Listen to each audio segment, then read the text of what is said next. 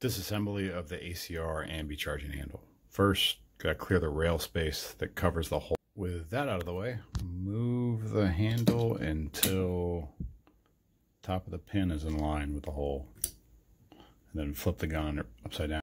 While keeping that pin in the hole aligned, if you twist it just right, it'll fall out just like that.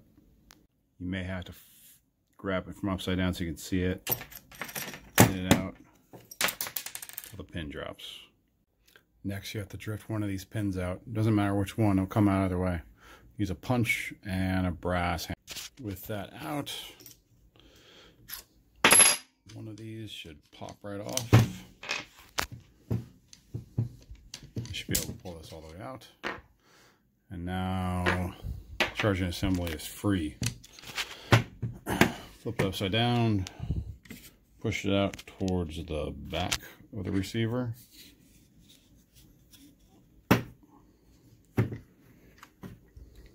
Sorry, I'm trying to do this with one hand.